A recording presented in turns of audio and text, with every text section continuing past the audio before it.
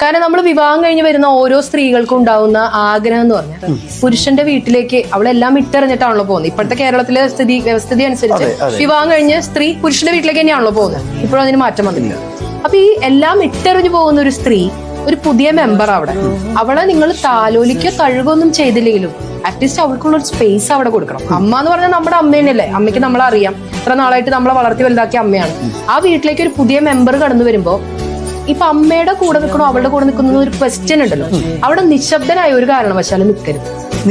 നിൽക്കരുത്. ഒരു വഴക്കുണ്ടായി ഒരു വീട്ടില്, ഇപ്പൊ ഒരു അമ്മായിമ്മയുണ്ട്, അമ്മാനപ്പനുണ്ട്, ചെക്കനെ കുറിച്ച് അനിയന്മാരോ പെങ്ങന്മാരോ ആരെങ്കിലും ഒക്കെ ഉണ്ട്, ഒരു വഴക്കുണ്ടാവാണ്. അപ്പൊ ഈ പെൺകുട്ടി എപ്പോഴും അവിടെ ഒറ്റയ്ക്കാണ്. ഈ സൈഡിൽ ഒരു യുദ്ധം നടക്കാന്ന് വിചാരിക്കും. ഇവിടെ കുറെ ആളുകൾ, ഒരു ബറ്റാലിയൻ ഇവിടെ നിൽക്കുന്നുണ്ട്, ഭർത്താവിന്റെ വീട്ടുകാരും, പെൺകുട്ടി ഇവിടെ ഒറ്റയ്ക്കാണ്.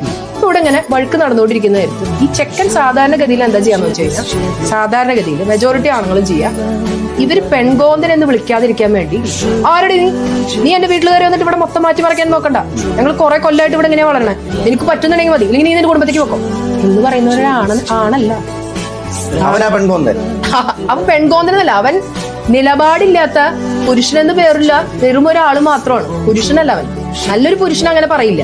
അവൻ ശരിക്കും പറയേണ്ടത് എന്താ, ഈ കൂടെയുള്ള ആളുകളോട് എന്താ പറയണ്ടത്, ഞാൻ കല്യാണം കഴിപ്പിച്ചു കൊണ്ടുവന്ന പെണ്ണാണ്, അവൾക്ക് ഇവിടെ ഒരു കുറവില്ലാതെ നോക്കേണ്ടത് എന്റെ ഒരു ആവശ്യമാണ്. അവൾക്ക് എന്തെങ്കിലും പ്രശ്നമുള്ളൂ, നിങ്ങൾക്ക് അവളെ ഇവിടെ കൊണ്ട് നിൽക്കാനായിട്ട് ബുദ്ധിമുട്ടുണ്ടോ?